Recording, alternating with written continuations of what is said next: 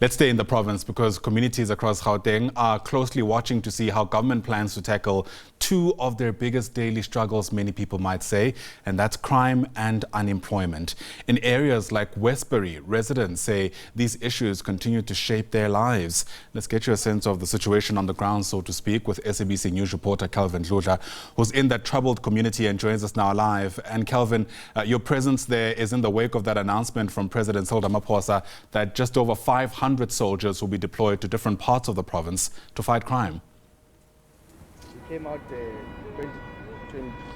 Good morning to you, Ayanda, and to our SABC viewers at home. Yes, indeed, you are spot on. The President of the Republic of South Africa has announced that soldiers will be deployed in some parts of the country and in some parts of the province of Gauteng. Remember, people have been calling for the President to deploy the members of the South African National Defence Force, especially in areas like where we are, Westbury, Sophia Town and Sporong. And those people were complaining, amongst others, about gangsterism, amongst others, illegal mining. They were saying that they can't wait for the members of the SANDF to be deployed. But now, the emissary responsible for finance and economic development in this province of Gauteng, Lebogang Maile, in an hour from now will be delivering his budget speech. Amongst other things, people that will be waiting to hear, eagerly waiting to say, Ayanda, is the issue of crime, a high rate of crime where we are, and unemployment. But let me talk to Dr. Bandile Masugu,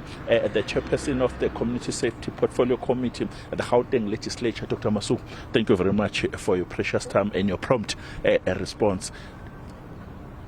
Mr. Lebogang Maile will be delivering his budget in an hour from now. Community safety, what are you expecting from him? We expect a whole lot of allocations that will work towards the elevated priorities. If you remember that during SOPA, the Premier spoke about elevated priorities, and one of them is about crime and lawlessness. And what we would want to see as a committee is that more resources should be put, especially to deal with the specific crimes that we have been seeing being in the rise. Lieutenant General Tommy Mtombeni, the Provincial Police Commissioner, was announcing crime stats in the province of Gauteng. Your concerns and the budget thereof? We are quite pleased with the general trend, the downward trend which is sustained at the moment, but we still want to see more decrease in some categories of crime, especially the crime that involves women and children. And we also want to see some focus in terms of kidnapping, and we also want to see some form of focus in terms of gangsterism. And this is where we think that more work should be done, and we should increase our focus in that space. One would ask too about the crime wardens known as Amapanyaza. The budget will be allocated. Where are you planning to locate them? We are in the process of engaging in the process of reconfiguration, which is something that we are doing oversight on, reconfiguration to actually strengthen community policing.